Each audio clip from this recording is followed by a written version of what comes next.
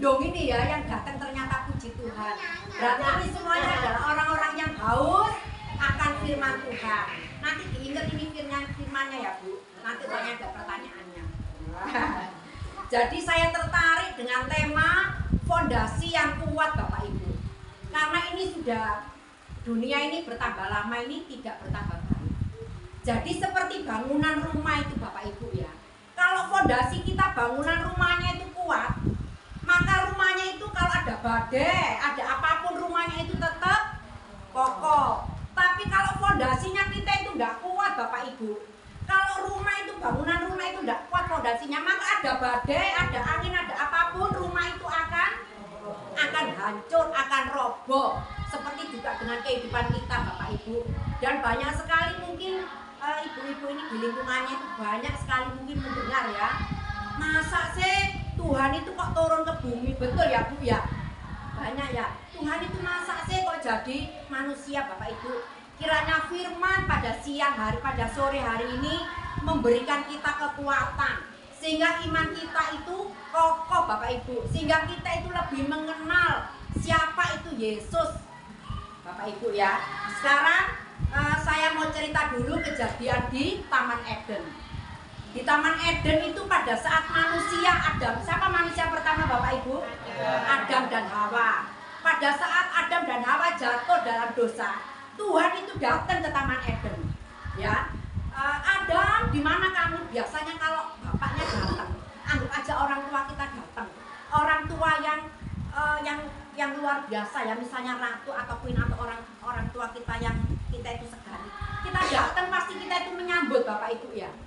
Seperti juga Tuhan juga gitu. Mungkin anggap aja Tuhan itu sering kongkol dengan Adam dan Hawa. Pada saat dia datang waktu itu, Adam, di mana kamu? Adamnya bilang, Tuhan aku malu, aku soalnya telanjang. Tuhan bilang gini, loh kamu kok tahu kalau kamu itu telanjang? Apa kamu makan buah itu yang aku larang kepada kamu? Iya Tuhan, perempuan yang kau berikan kepadaku itu yang memberikan aku buah. Perempuan ditanya, apa betul apa yang dikatakan Adam? Betul, saya diperdaya oleh ular.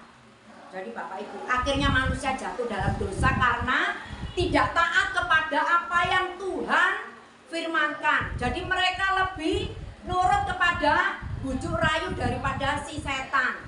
Sehingga Tuhan itu mengutuk manusia. Mari kita baca, saya minta tolong Pak Tambar di Kejadian 3 ayat 16. Baca dulu Pak. Kejadian 3 ayat 16. Demikian firman Tuhan. Ya. Firman-Nya kepada perempuan itu, susah payahmu waktu mengandung akan membuat sangat banyak. Dengan kesakitan engkau akan melahirkan anakmu, namun engkau akan birahi kepada suamimu, dan dia akan berkuasa atasmu. Ya, Bapak Ibu, karena Hawa ini mengikuti daripada si ular. Ya, sehingga Hawa ini dikutuk sama Tuhan. Jadi pada saat perempuan itu hamil, dia mengalami banyak sekali kesusahan-kesusahan dan di bawah kuasa laki-laki, Bapak Ibu. Makanya di sini semua kalau hamil itu pasti nyidam semua ya. Ada yang pusing, ada yang nggak bisa kerja, wes macam-macam. Ada yang bau ini pusing, betul ya Bu ya. Karena Hawa itu apa? Dia tidak taat, dia ngikutin bujuk rayu dari setan. Sekarang kita baca di dalam Kejadian 3 ayat 17. Ini sekarang laki-laki yang dikutuk Pak. Mari Pak tambah. Ya. Kejadian 3 ayat 17. Ya. Lalu firman-Nya kepada manusia itu, karena engkau mendengarkan perkataan istrimu dan memakan dari buah pohon yang telah kuperintahkan kepadamu, jangan makan daripadanya, maka terkutuklah tanah karena engkau. Dengan bersusah payah engkau akan mencari rezekimu dari tanah seumur hidup. Nah, Bapak Ibu, jadi gara-gara Adam ini turut sama si Hawa. Jadi akhirnya Adam mencari nafkah itu dengan berpeluh Bapak Ibu. Dia itu susah payah mencari nafkah karena apa? Nurut perempuan ini sampai menjadi tanah, itu disebutnya. Sekarang kutuknya Tuhan kepada si ular, kepada si setan, Bapak Ibu. Jadi Yesus datang itu tidak kebetulan, karena manusia dan Adam dan Hawa itu jatuh di dalam dosa. Sekarang kita baca di dalam Kejadian 3 ayat 15. Ini cikal bakalnya Bapak Ibu, Kejadian 3 ayat 15 ya. Aku akan mengadakan permusuhan antara engkau dan perempuan ini, antara keturunanmu dan keturunannya. Keturunannya akan meremukkan kepalamu, dan engkau akan meremukkan tumitnya. Ya Bapak Ibu, jadi ini cikal bakalnya Kejadian 3 ayat 15. Jadi Tuhan sudah mengutuk si ular ini. Keturunannya perempuan akan menghancurkan tumitnya, menghancurkan kepalanya. Sedangkan keturunan dari si ular itu akan menghancurkan tumitnya. Jadi Bapak Ibu, kenapa disebutkan di sini keturunan perempuan? Padahal yang mempunyai benih itu laki-laki. Seharusnya Tuhan menyebutkan keturunan laki-laki. Padahal yang punya benih ini kan laki-laki loh. Kita ini hanya tempat ya Bu ya, hanya kandungan saja. Karena Tuhan tidak memerlukan laki-laki, benihnya laki-laki itu sudah dianggap berdosa. Semua manusia sudah dianggap berdosa. Dan upah dosa itu adalah maut. Roma 3 ayat 23. Semua manusia telah berdosa dan telah kehilangan kemuliaan Allah. Sedangkan upah dosa itu Roma 6 ayat 23 itu adalah maut. Jadi tidak ada orang baik Bapak Ibu. Ya. Jadi setelah kita melihat keturunan ini, ular ini, akhirnya apa? Puncak peperangan. Jadi dari Adam dan Hawa. Ini saya cerita singkat ya Bapak Ibu. Soalnya waktunya ini nggak lama ya. Kita dibatasin waktunya. Jadi saya ini hanya ya secara singkatnya aja. Nanti suatu saat kalau saya dikasih kesempatan lagi, saya menceritakan asal usul Yesus Kristus. Kalau ini manusia yang jatuh di dalam dosa. Jadi Bapak Ibu, puncak peperangan itu dari Adam dan Hawa itu sampai ke Abraham, keturunannya Yesus itu ya, 2000 tahun.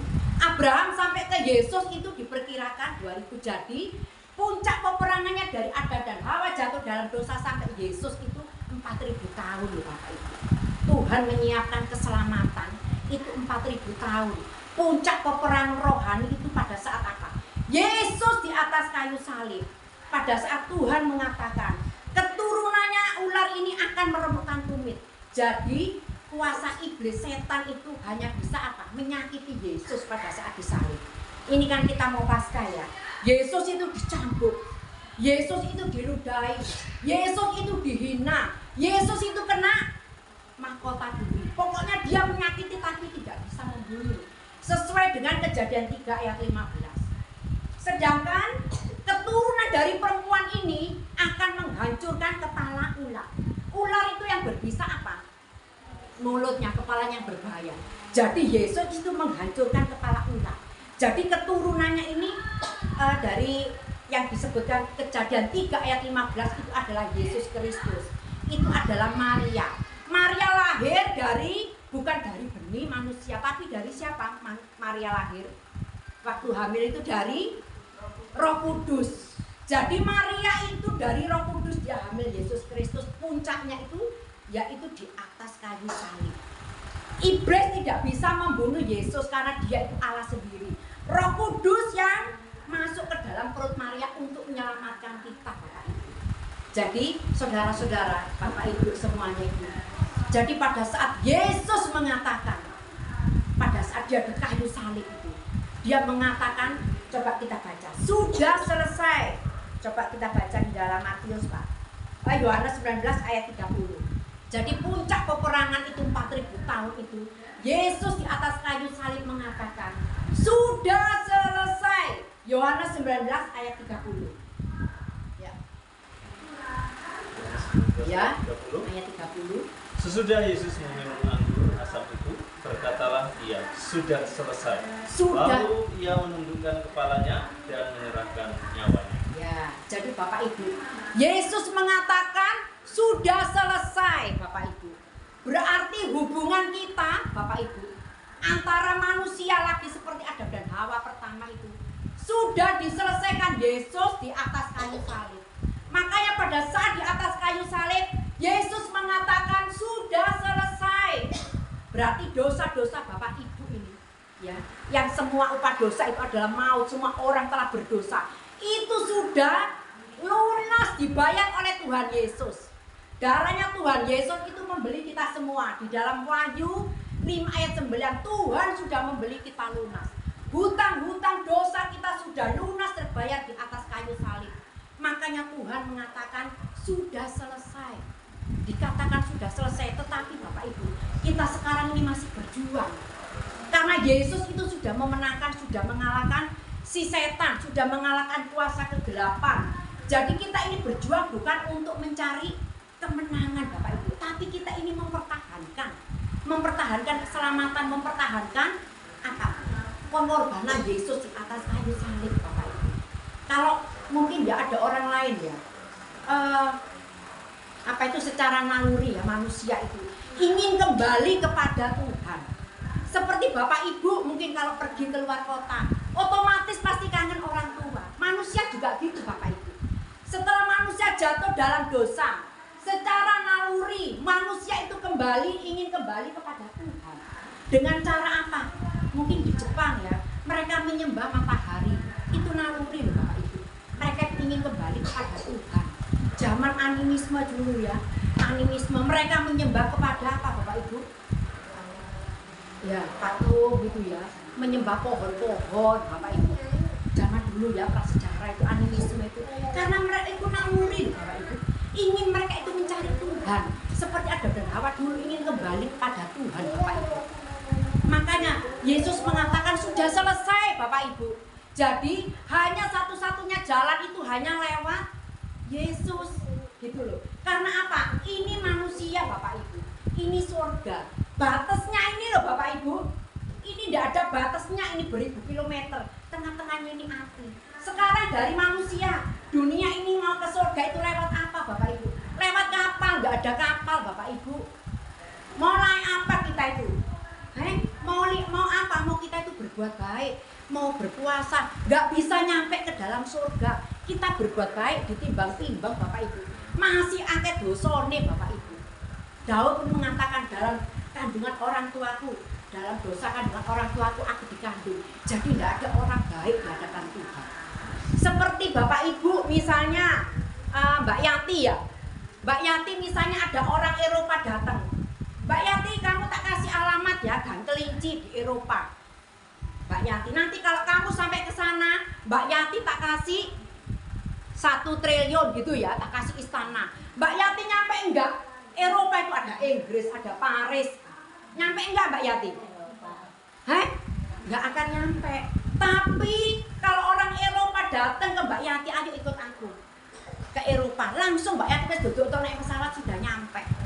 Seperti juga dengan Yesus. Dia itu orang surga, datang ke bumi untuk membawa kita kembali kepada Tuhan Bapak Ibu. Supaya kita apa? Diselamatkan, supaya kita nyampe lagi ke surga Bapak Ibu. Makanya Yesus itu mengatakan juga di dalam Yohanes tadi 19 ayat 30, sudah selesai. Jadi hubungan antara manusia itu dengan Allah itu memang sudah terputus. Tapi harus ada apa? Harus ada pengorbanan darah, yaitu darah Yesus di atas kayu salib Bapak Ibu. Setiap orang yang percaya kepada Yesus, kita baca lagi Pak di dalam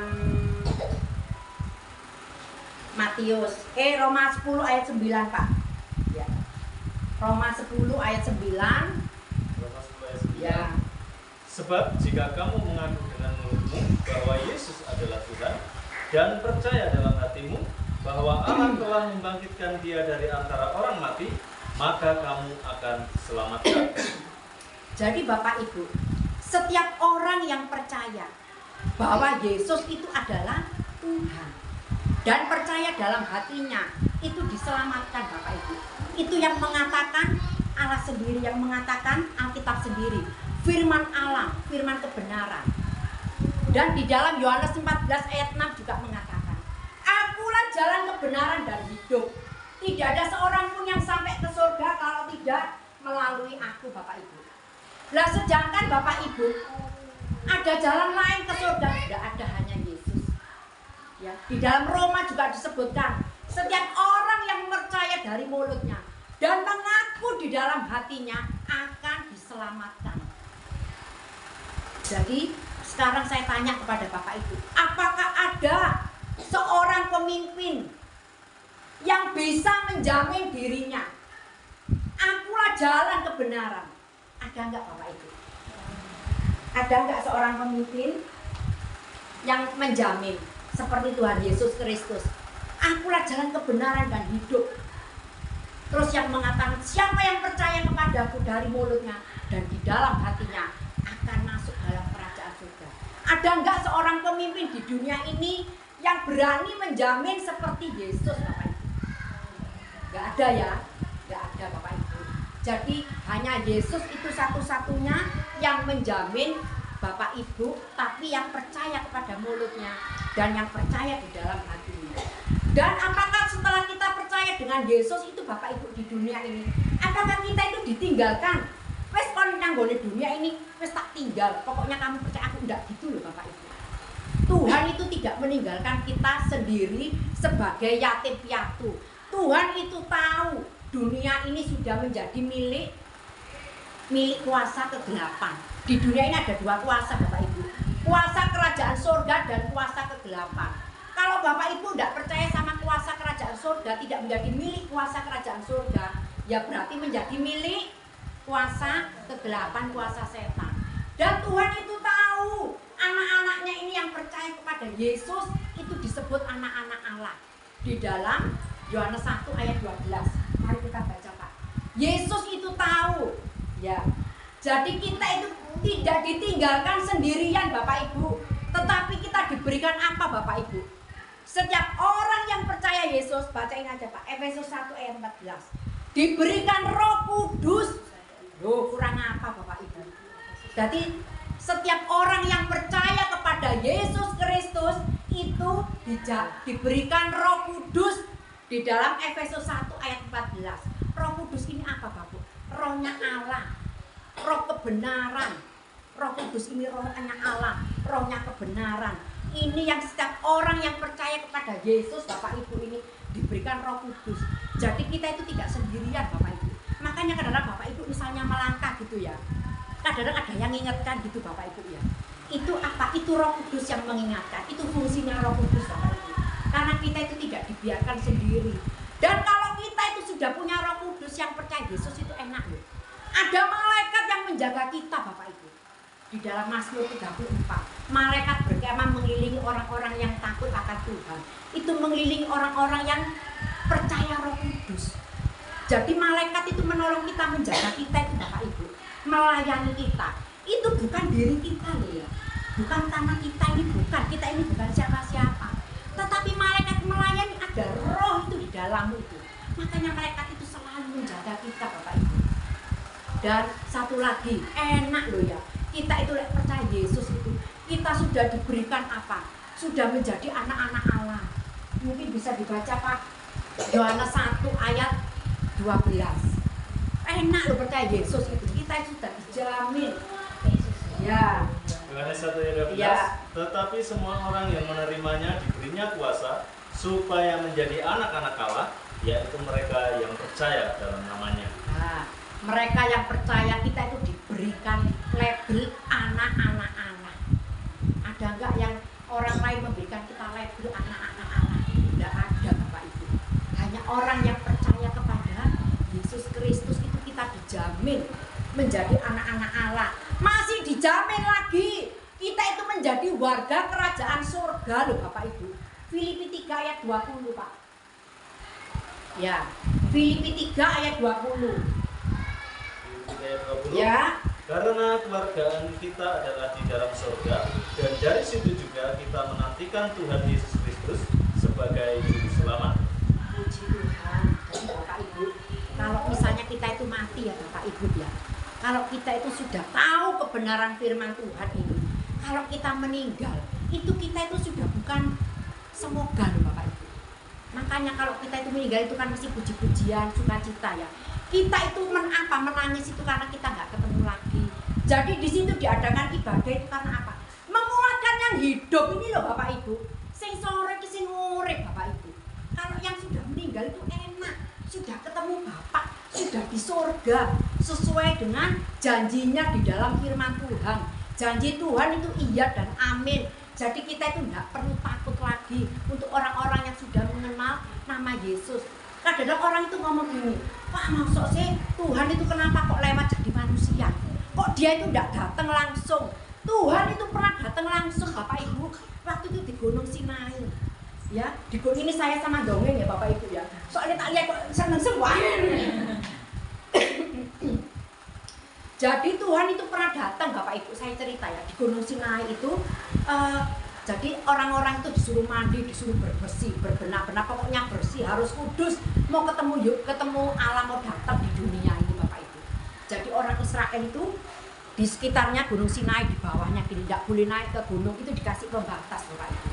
Dan seperti raja mau datang, seperti presiden itu mau datang Bapak Ibu. Kalau mau datang presiden itu apa? Pasti ada pampres ya.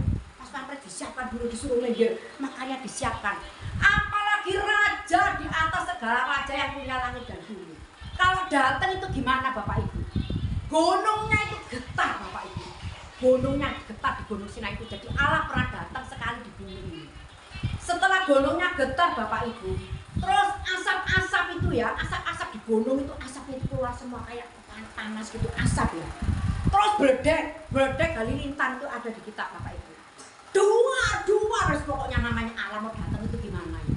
Wong raja mau datang, presiden aja pas pampres itu menyiapkan itu bagaimana, apalagi Allah mau datang. Pasti malaikatnya datang itu menyiapkan trompetnya juga.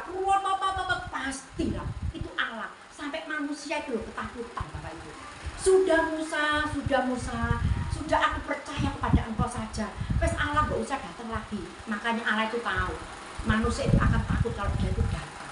Karena dia itu maha kuasa, maha besar, maha suci. Makanya apa? Dia itu turun kepada Maria lewat Roh Kudus untuk jadi manusia. Karena menghormati Bapak Ibu, menyayangi kita semua ini loh. Sampai Tuhan itu mau repot-repot jadi manusia untuk mengembalikan kita lagi kepada Adam dan Hawa yang pertama Bapak Ibu. Jadi Allah itu turun kepada Maria itu lewat Roh Kudus, lewat anak ini, anak jadi bayi Bapak Ibu. Jadi itu semuanya karena cintanya kepada saudara-saudara Bapak Ibu. Sekarang apa sih kalau kita itu percaya Yesus? Apa upahnya kalau kita itu percaya Yesus? Waktunya hampir habis ya Pak. Wahyu 21 ayat 7. Ini upah kalau kita ikut Yesus sampai garis finish, sampai mati. Kita baca di dalam Wahyu 21 ayat 7. Wahyu 21 ayat Ya. 7.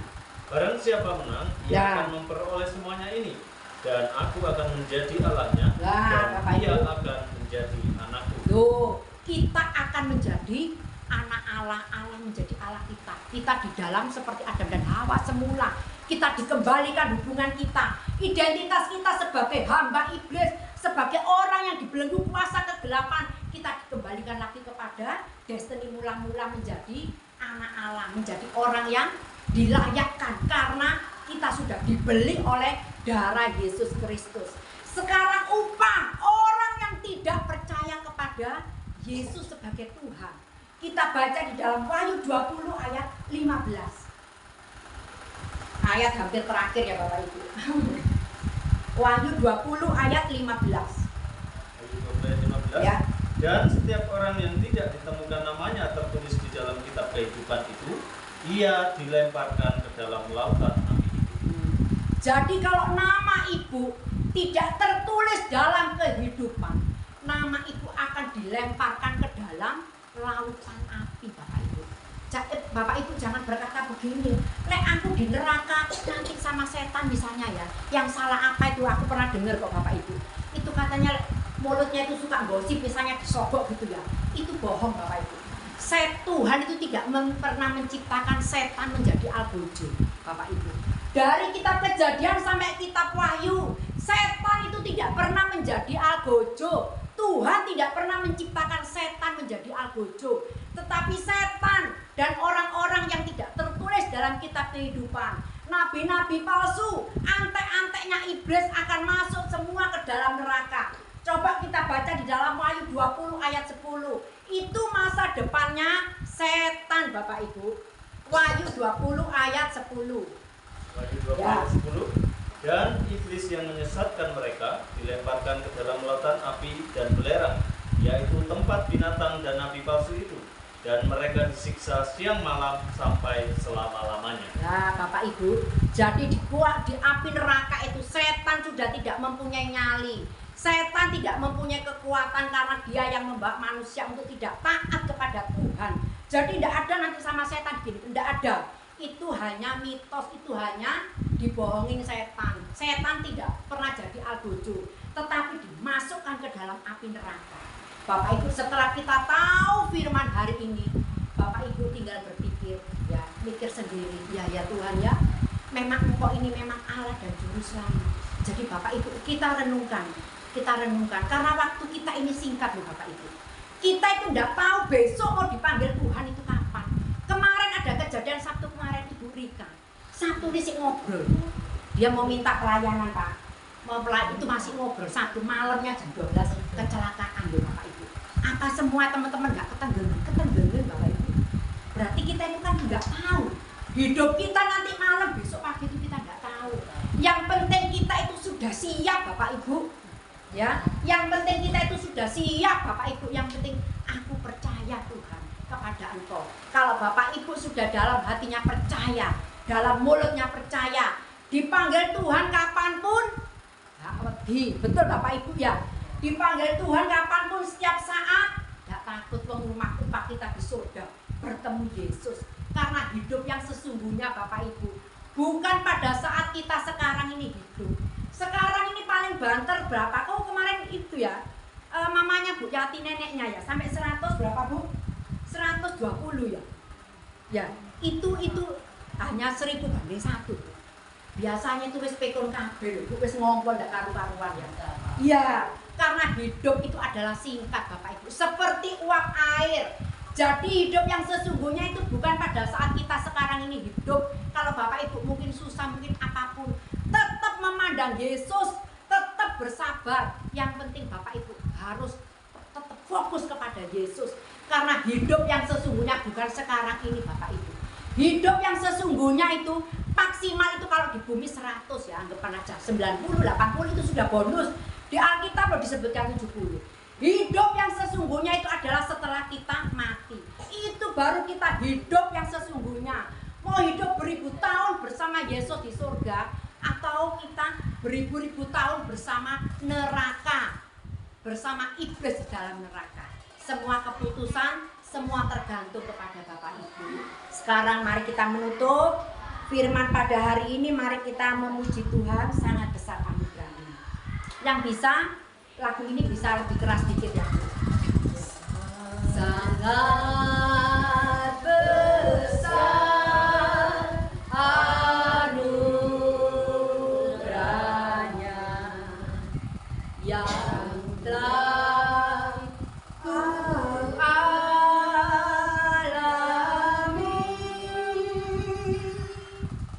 Sesaat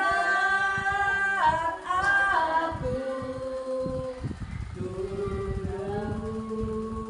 kala, selamatlah, selamatlah aku kini.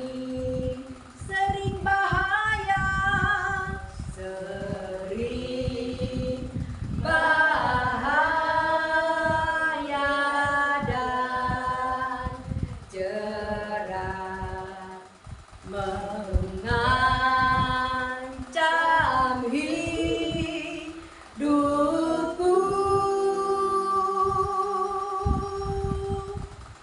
Oleh anugerahku selamat ke surgaku tuju. Di rumah Bapa, di rumah Bapa yang bakal terang bagai sang surya.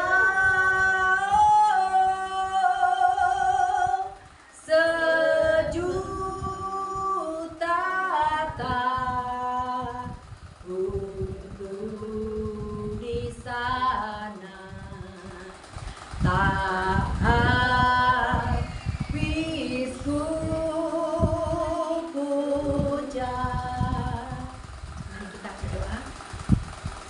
Terima kasih Tuhan Yesus.